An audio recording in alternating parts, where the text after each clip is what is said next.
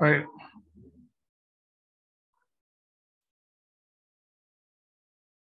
Kelihatan paparan saya? Kelihatan, Pak. Baik, kita lanjutkan ya. Jadi kita sudah bicarakan teori-teori pengertian rancangan acak lengkap, kemudian kita lanjutkan dengan hipotesisnya. Saya ambil contoh ini dari percobaan skripsi mahasiswa THP. Ya.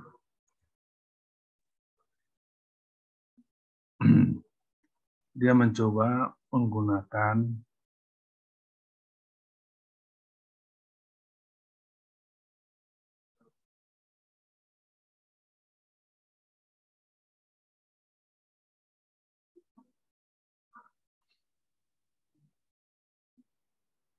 minyak olein pada percobaannya untuk mengukur hubungan antara lama penyimpanan dengan kandungan air pada minyak olein. Kalian tahu minyak olein itu minyak kelapa sawit maksudnya, CPO, crude palm oil, minyak kelapa sawit.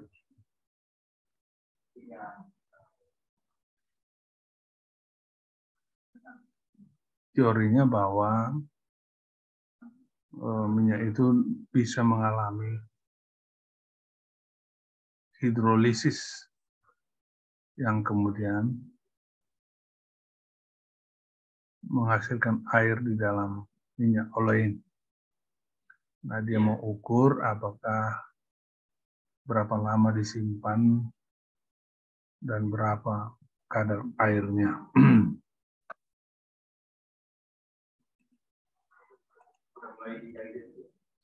Nah, dia menggunakan botol dan menggunakan percobaannya di laboratorium THP. No mention. Nah, dia menggunakan lama penyimpanan 0 hari, 14 hari, 24 hari, dan 42 hari, dan 56 hari. Jadi ada 5. Ya, ada 5 taraf. Faktornya adalah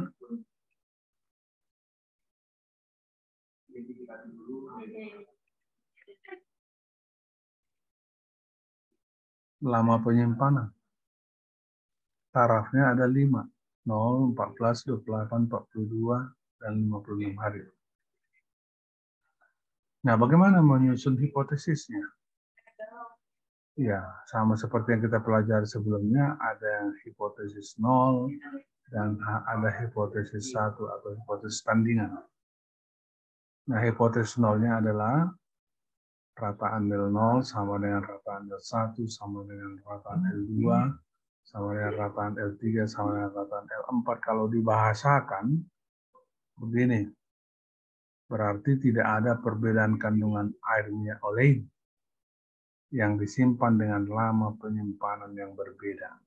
Jadi sama maksudnya.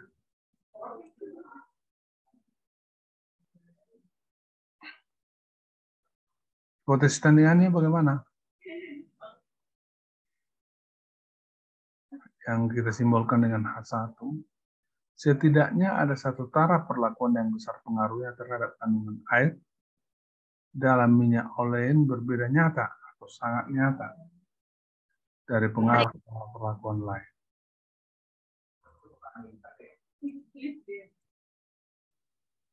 Oke, itulah hipotesisnya. Ada hipotesis 0, ada hipotesis tandingan yang kita simbolkan dengan H1. Baik, sekarang sudah kita tetapkan hipotesisnya, kita lanjutkan dengan pelaksanaannya. Nah, pada percobaan ini tahapan pelaksanaannya ada 3. Pengacakan dan pengenataan, penyediaan tabel pengamatan dan tabel sidik ragam, dan pembuatan sidik ragam.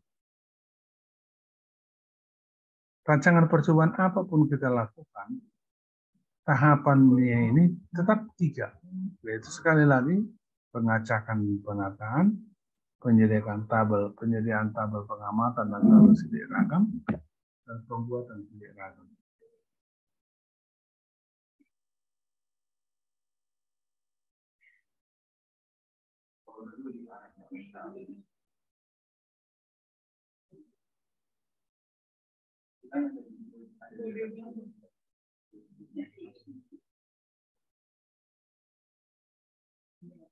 Nah, baik. Kita masuk dulu ke langkah yang pertama. Dari pengacakan dan penataan.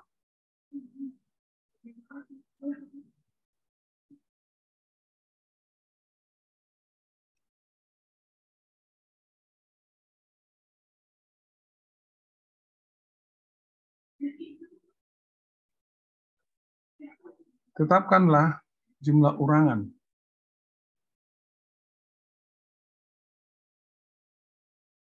Berapa jumlah ulangan yang kita tetapkan?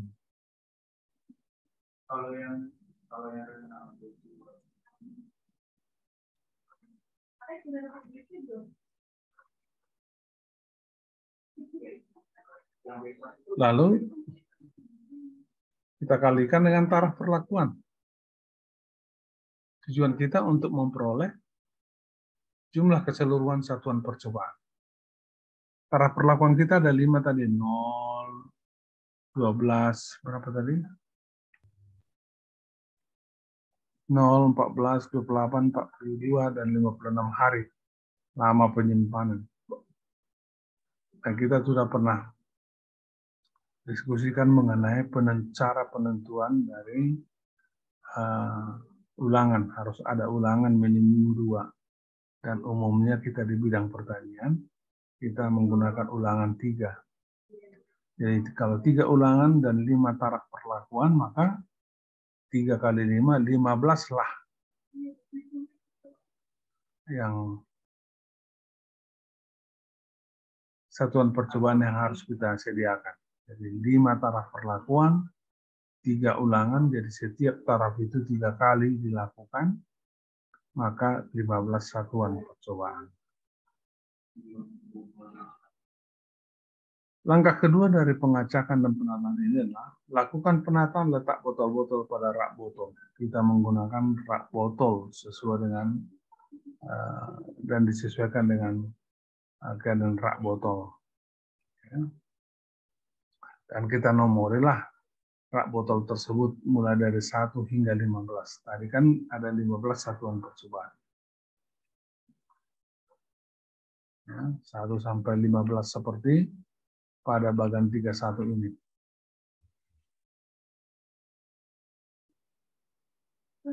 Biasanya yang di pinggir tidak digunakan, yang digunakan yang rak botol lubang yang ada di tengah.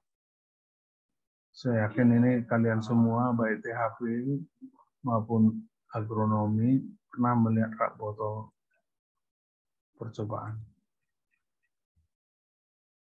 Langkah ketiga dari pengacakan dan penataan itu adalah cara acak tentukanlah 1 perlakuan untuk setiap satuan percobaan. 1 perlakuan untuk setiap lubang. Secara acak. Nah, itu yang saya katakan tadi.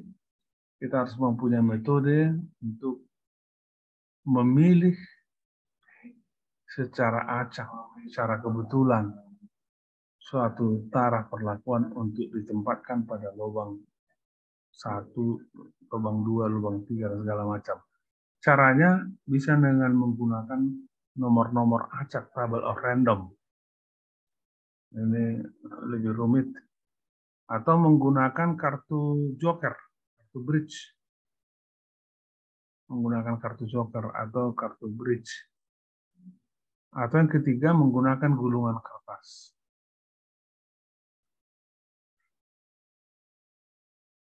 Nah, dari tiga cara ini, yang paling sering kita gunakan adalah menggunakan gulungan kertas. Lebih simpel caranya. Lebih mudah dilakukan. Caranya bagaimana? Ya, tinggal kita siapkan kertas dengan ukuran yang sama sebanyak satuan percobaan.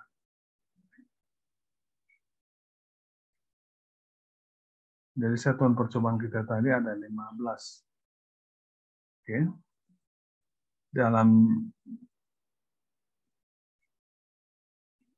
hal ini, dengan demikian kita siapkan 15 cari kertas. Nah, misalnya 5 kali 2 kali 5 cm lah. Ya. Cari kertas yang bisa digulung. Ya. Bisa digulung.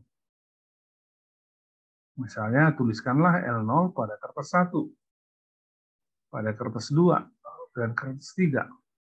Artinya adalah L0 itu kita cobakan 3 kali. 3 ulangan. Jadi 3 kertas kita tuliskan. Kertas pertama tuliskan L0, gulung, masukkan ke cangkir atau ke gelas. Untuk kertas kedua tuliskan L0, gulung, masukkan ke cangkir atau gelas. Lalu kertas ketiga tuliskan L0, gulung, masukkan ke cangkir. Nah, ada sekarang sudah 3:13, tidak bisa lagi masuk ya. Supaya saya konsentrasi pada pemaparan ini. Oke, nah sekarang demikian selanjutnya untuk kertas 456. Tuliskan untuk kertas 4, L1, gulung, masukkan ke cangkir. Kertas 5, tuliskan L1, gulung, masukkan ke cangkir. Kertas ke-6, tuliskan L1, gulung, masukkan ke cangkir. Demikian seterusnya sampai seluruh kertas bertuliskan. Ya, bertuliskan. Nah, masukkan ke cangkir, kocok, aduk, sehingga tidak boleh kita kenal yang mana L0, yang mana L2, yang mana L3, dan seterusnya.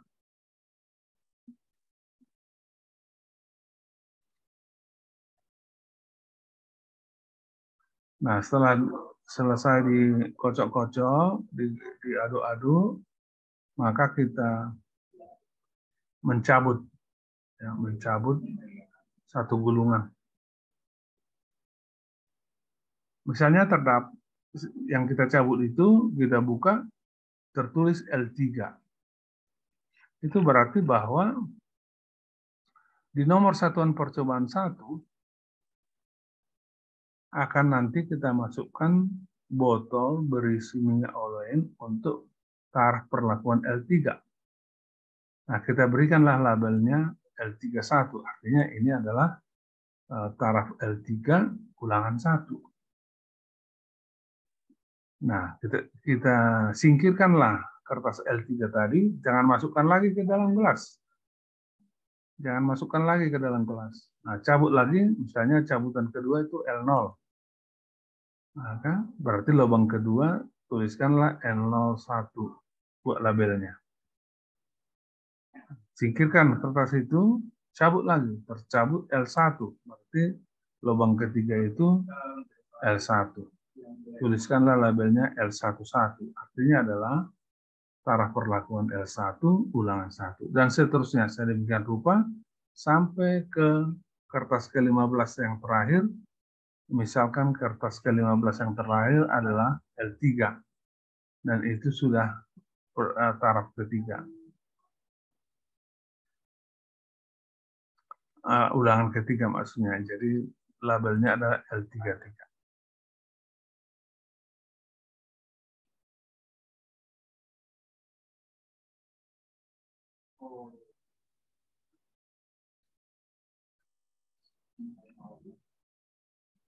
Nah, inilah label-label yang saya katakan tadi, L31, L01, L11, dan seterusnya.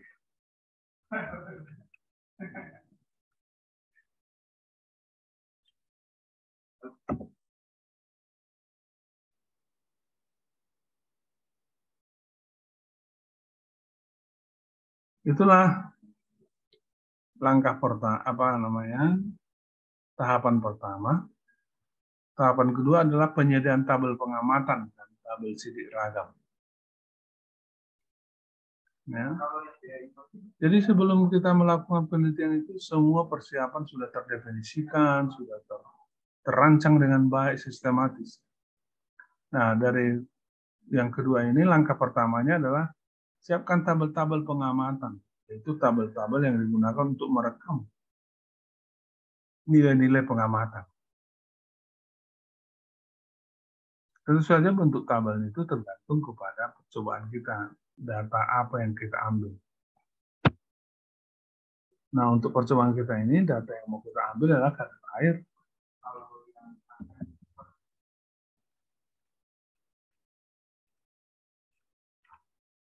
Coba lihat bukunya ya.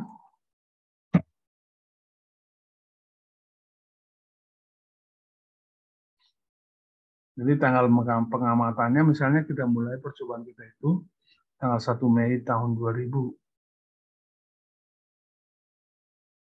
Nah, oke. Kemudian kolom kedua perlakuannya, itu lama penyimpanan 0, 14, 28, 42, 56. Nah, kita buat tanggal kapan itu kita ukur kadar airnya. Nah, tadi kita sudah simpulkan bahwa setiap botol itu, setiap tempat botol itu kita tahu buatkan label mana ulangan 1, 2, dan 3. Lalu kemudian kolom berikutnya total perlakuan dan rataan perlakuan. Ini nanti pengolahan data sederhana ini kita perlukan nanti untuk menghitung. Kemudian ada total umum, kita simbolkan dengan G, dan rataan umum, kita simbolkan dengan Y bar. Kemudian langkah kedua dari tahapan kedua ini adalah menyediakan tabel sidik ragam. Kembali seperti yang saya katakan tadi, bahwa tabel sidik ragam itu hanya ada 7 kolom. Sumber keragaman, derajat bebas, jumlah kuadrat, rataan kuadrat, F hitung, F tabel 0,05, F tabel 0,01. Nah, sumber keragaman sudah kita bicarakan tadi, bahwa hanya ada 2 sumber keragamannya untuk rancangan acak lengkap, yaitu perlakuan dan kalat. Gitu. Jadi ini kolom ini kita sediakan. Nah, di bawah daripada kolom itu, di bawah dari tabel itu kita tuliskan koefisien keragaman, KK, sama dengan berapa persen. Ini sangat penting nanti. Nah, penting. Di awal perkuliahan sudah kita bicarakan bahwa KK itu mengindikasikan tingkat ketelitian dari sebuah percobaan, sebuah penelitian.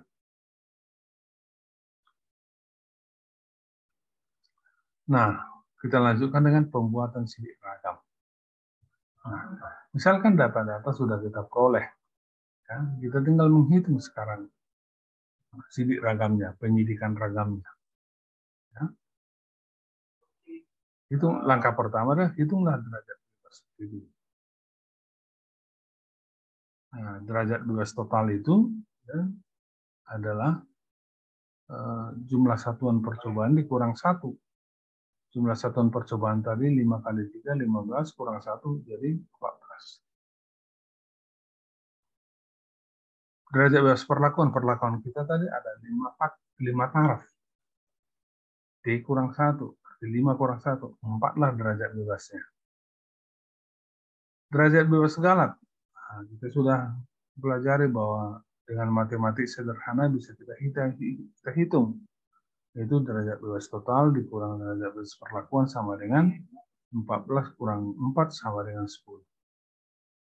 Derajat bebas total tadi 14, perlakuan 4, jadi 14 kurang 4 sama dengan 10. Langkah kedua dari tahap sidik ragam ini adalah menghitung total perlakuan, rataan perlakuan, total umum, dan nilai tengah. Nah, misalkan data nilai pengamatan itu ada seperti ini di tabel 34. Coba lihat tabel 34.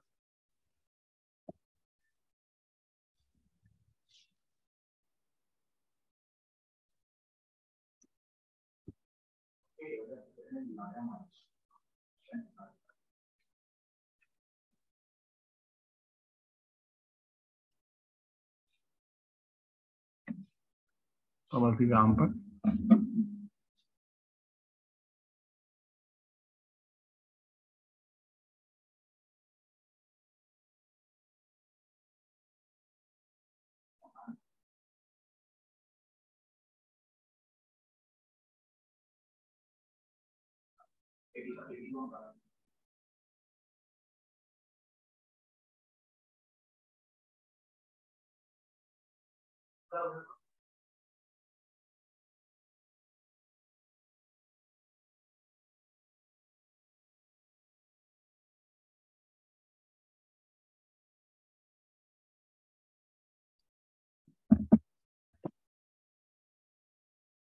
Nah, lihat lama penyimpanan hari 0, kadar air persennya, ulangan 1. Lama penyimpanan 0 hari maksudnya adalah ketika dimulai tadi penelitian itu, maka yang 0 hari lama penyimpanan pada hari itu juga diukur kadar air di dalamnya. Itu maksudnya 0 hari lama penyimpanan. Nah, ulangan 1, ulangan 2, dan 3 dapat semua datanya, total perlakuannya 0,180 itu 0,055 ditambah 0,065 ditambah 0,060 sama dengan 0,180. Itulah total perlakuan. Rataannya tentu 0,180 dibagi 3 itu sama dengan 0,060. Nah, kita hitung juga total umum dan rataan umum IEBAR.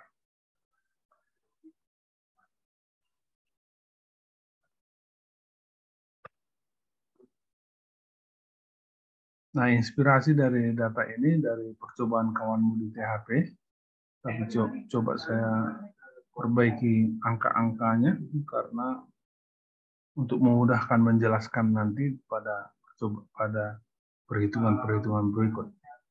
Jadi inspirasi dari kawanmu.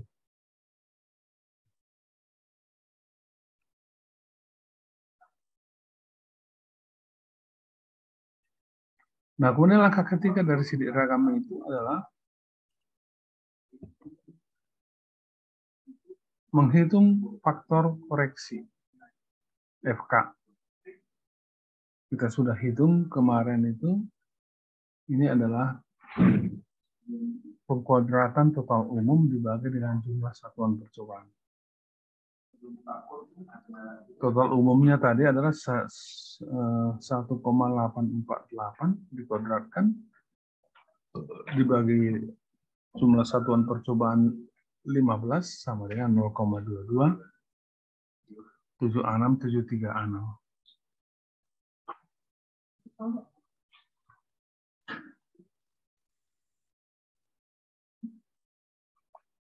Nah, jumlah kodrat total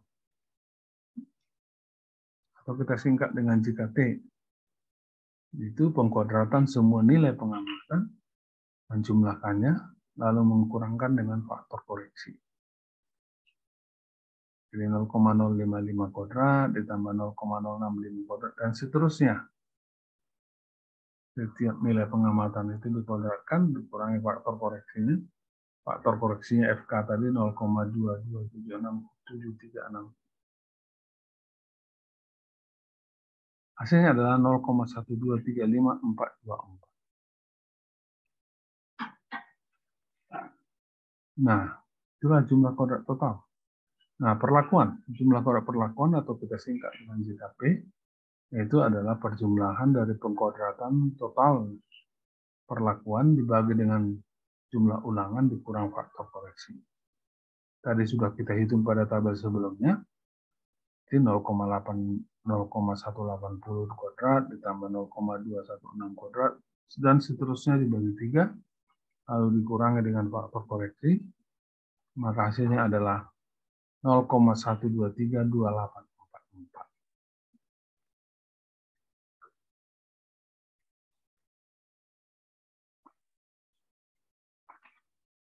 Bagaimana dengan jumlah kodrat galat? Mudah menghitungnya, yaitu jumlah kontrak total dikurang jumlah kontrak perlakuan. Yaitu 0,1235424 dikurang 0,1232844, hasilnya adalah 0,000258.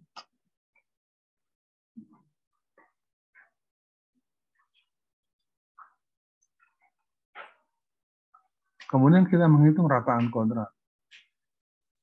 Rataan kontrak kita sudah definisikan adalah jika dibagi derajat bebas.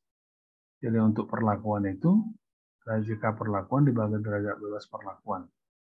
Jika-nya tadi sudah kita hitung, derajat bebasnya sudah kita hitung, tinggal membagikan aja. Galat juga demikian, RK galat.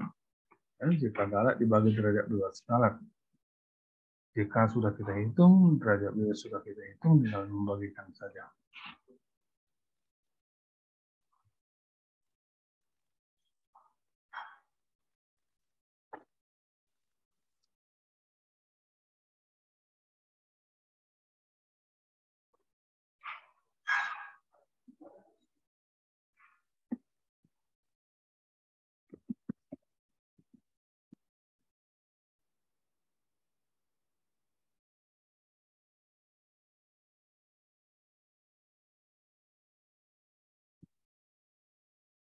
Karena waktu kita tinggal beberapa menit, menurut Zoom, agak tanggung kita lanjutkan karena akan kita harus lihat tabel.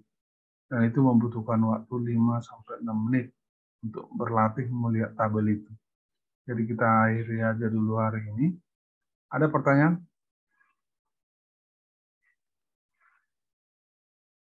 Ada pertanyaan?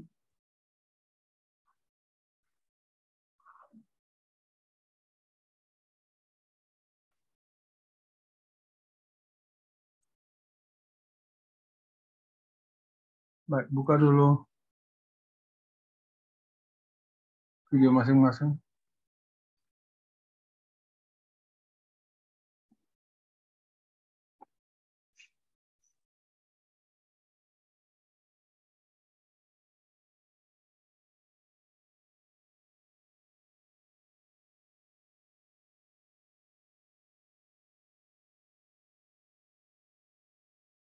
Dua kelas Ria Ciagian.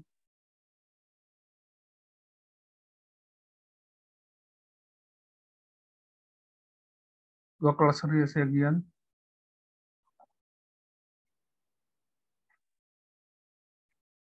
Samuel Hotmatua Siregar.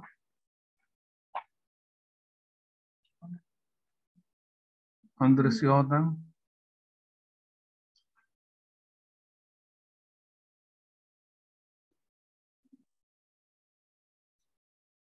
Baik, saya nyatakan dua kelas Ria Ciagian absen. Samuel Hotmatua Siregar absen. Andres Siotang absen.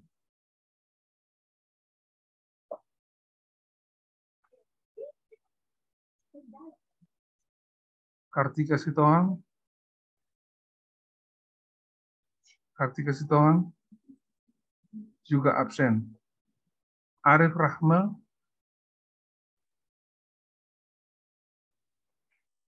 Arif Rahma juga absen.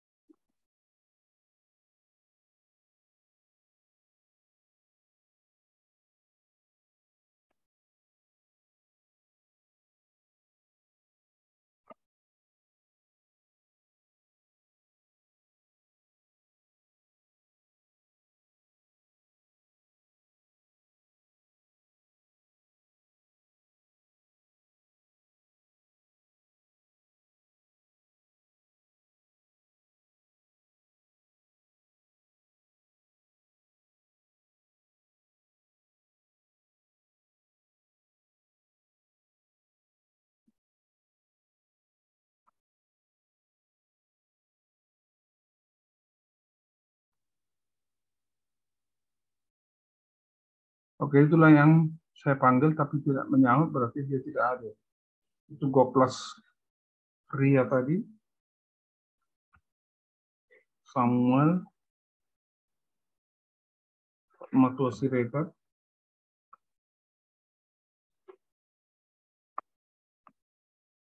lalu Andres Sihohang, Cartika Sitohang, dan Arif Rahman. Oke. Arif Rahman 1971-23. Arif Rahman.